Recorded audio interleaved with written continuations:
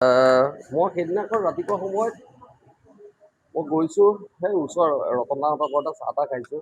খাই কৰি মেলি মই হস্পিটেল পাইছোঁগৈ। হস্পিটেলতো মই পেচেণ্টক ইভেন বিশ্বাস কৰিব, মই এটা প্ৰেছাৰ ঔষধ আমাৰ হস্পিটেলত নাই, সেইটো কিনিবৰ কাৰণে মই টকা 200 দিছোঁ বুঢ়ী মানুহজনী। ধুনীয়াকৈ হাঁহি ফূৰ্তি কৰি পেলাই মই হস্পিটেল কৰিছোঁ। কৰি আহি মোৰ ল'ৰাটোৰ অলপ হেৰি প্ৰব্লেম আছিলে, স্কিনৰ এলাৰ্জি। তাক আকৌ লৈ পেলাই ডক্টৰ আদিলৰ তালৈ গৈছোঁ। তাক দেখুৱাই কৰি মই ইয়াত আকৌ তাক থৈ মই তাৰপিছত হেৰিলৈ গৈছোঁ, আকৌ আমাৰ DBM হস্পিটেলত গ'লোঁ।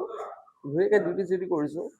কৰি মেলি 8টামান বজাত আমাৰ পাৰ্টি এটা যে আছিলে গম পাইছে, সেই পাৰ্টিত বোলে মেছেজে কৈছে যে মই পালোহি বাবা, তুমি পাৰা যদি বোলে সোনকালে আহিবা। ঠিক আছে দিয়া, মই পামগৈ।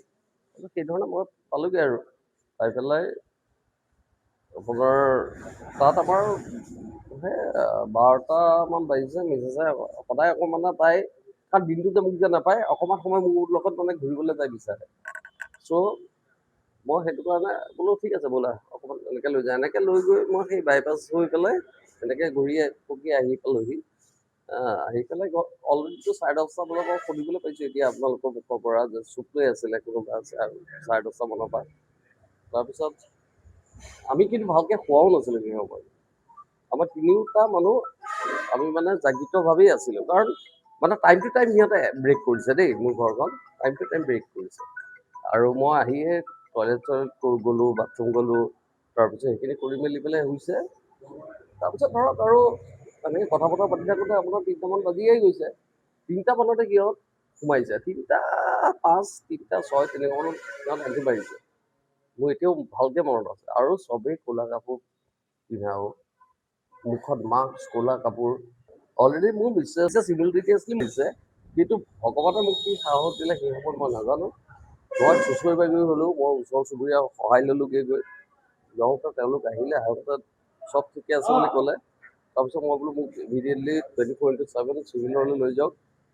এয়া চিভিলত লৈ কৰি গ'ল। সেইখিনি আৰু বাকী কিন্তু আপোনালোকে গম পায় আৰু মই এতিয়াহে আপোনালোকৰ মুখৰ পৰা শুনিলোঁ।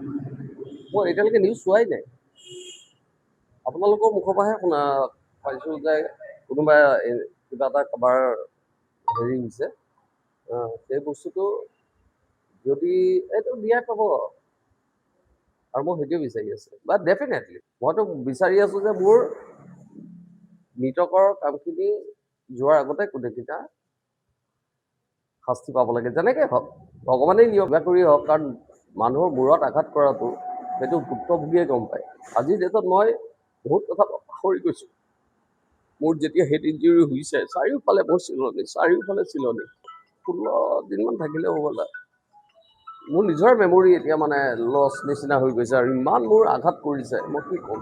শুনিবলৈ পাই মোৰ এটা বস্তুৱে ভাল লাগিছে যে ভগৱান আছে, উচিত ন্যায়টো ভগৱানে দিব।